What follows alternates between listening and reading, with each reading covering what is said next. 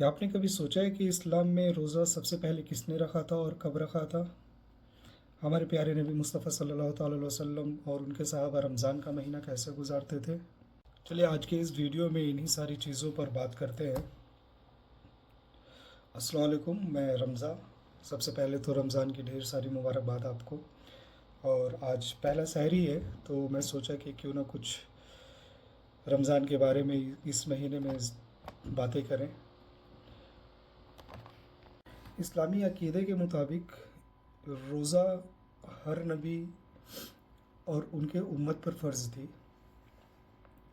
तफसीर और हदीस से पता चलता है कि हज़रत आदम अलैहिस्सलाम से लेकर हज़रत ईसा अलैहिस्सलाम तक सभी अम्बिया करीम ने अपनी अपनी उम्मत के लिए रोज़ा रखे।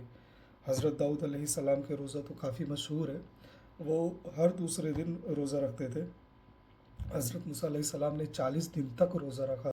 लेकिन वहीं अगर नून हिस्ट्री की बात करें तो मोहम्मद सल्लल्लाहु अलैहि वसल्लम के दौर में रोज़ा लोगों पे फ़र्ज़ नहीं था और लोग रोज़ा नहीं रखते थे। ये इस्लाम एज़ पर हिस्ट्री इस्लाम की ये स्टार्टिंग फ़ेज़ थी।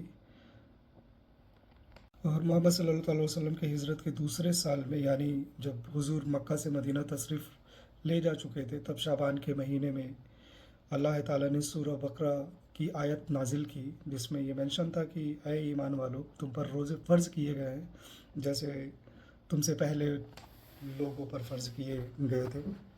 तो इस तरीके से सन 2 हिजरी लगभग 624 एडी में शाबान के महीने में सूरह अल बकरा की आयत 183 नाजिल हुई और इसके बाद पहला रमज़ान उसी साल शुरू हुआ और पहला रोज़ा पहला रमज़ान 2 हिजरी को रखा गया था।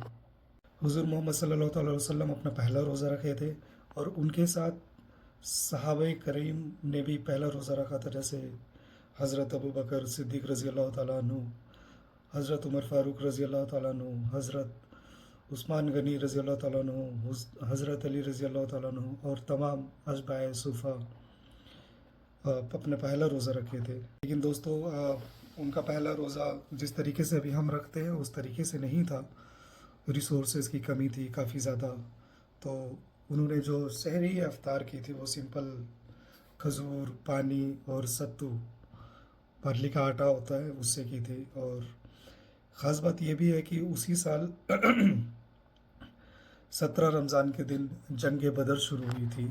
जंग बदर इस्लाम की तारीख़ की पहली जंग थी और ये सिर्फ जंग नहीं था, ये हक़ और बातिल के बीच का मुकाबला था, सच्चाई और बुराई के बीच का मुकाबला था।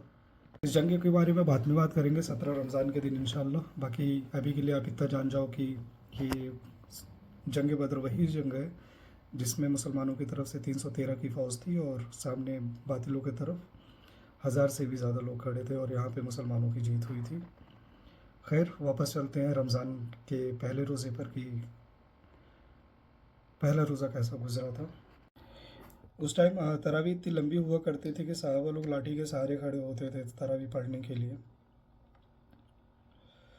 कभी सोचिएगा, वो पहला रमज़ान जो कुर्बानी, सब्र और जीत का महीना था, आज जब हम ठंडी एसी में बैठ के मज़े मज़े के खानों के साथ रोज़ा रखते हैं, तो हमें उन सहाबा को याद ज़रूर करना चाहिए जिन्होंने मुश्किल हालात में हमारे लिए एक ऐसा रास्ता बनाया जिस पे हम चल के अपने लिए, अपने अजीज़ों के लिए दुआएं कर सकते हैं और वो दुआएं रमज़ान के महीने में होपफुली मुकम्मल ही होती है।